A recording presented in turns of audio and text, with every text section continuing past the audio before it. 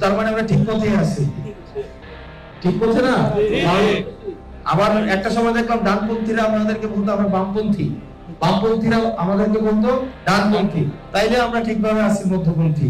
কারণ আমাদের এখন দেখেন আমরা বিএনপি ও না, আমরা জামাতও না।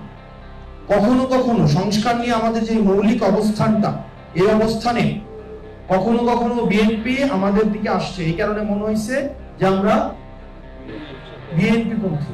কখনো কখনো জামাত আমাদের সাথে আসছে, আমরা আমাদের অবস্থান পরিবর্তন করব।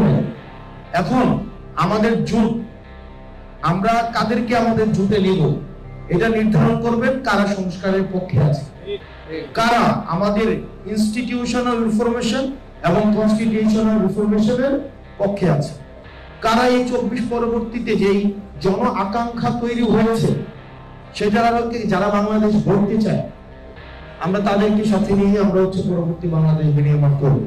সুতরাং এই জোট নিয়ে যেই কথাবার্তা হচ্ছে এই বিষয়গুলোর আসলে বাস্তবতা নেই।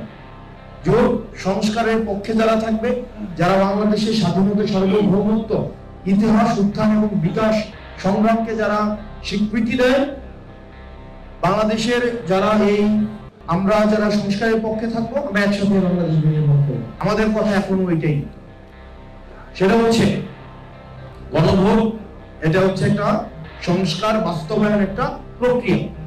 এখন যে বিষয়টা গুরুত্বপূর্ণ সেটা হচ্ছে অতি দ্রুত এটা অর্ডার জারি করতে হবে, আদেশ দিতে হবে, আদেশ। এবং এই আদেশ দিবে ডক্টর মোহাম্মদ ইউনূস। এখন অনেকে বলছে যে আদেশ নাকি চুপ্পুর হাত থেকে নিতে চায়, চুপ্পুর হাত থেকে কি নিতে চায়? আদেশ নিতে চায়। চিন্তা করেন হাসিনার আমলে যার অধীনে এতগুলা, এখন এত মানে 2000 শহীদ হয়েছে, এতগুলা মানুষ আহত হয়েছে, এখন আমার বিপ্লবের সার্টিফিকেট নিতে যাইতে হবে কার কাছে? চুপ্পুর কাছে। মানে আমি এখন ওইটা থেকে তো কাচ্চা বড়, মানে আমি তো ছোট হাসিনার কাছ থেকে কি নিব? বিপ্লবের সার্টিফিকেট নিব। তাহলে ব্যাপারটা ছোট নিলে ছোট হাসিনার কাছ থেকে নিব কেন? নিলে বড়টা থেকেই নিব। আসলে ওরা বড়টা থেকেই নিতে চায় কিন্তু বলতে পারে না, এই কারণে কার থেকে নিতে চাইতেছে? চুপ্পুর কাছ থেকে। এই অভ্যুত্থানকে বিতর্কিত করার চেষ্টা। এই চুপ্পু থেকে যদি জুলাইয়ের সার্টিফিকেট নিতে হয়। OBC টেলিভিশন নিউজ টাইম, সত্য প্রকাশে অঙ্গীকারবদ্ধ।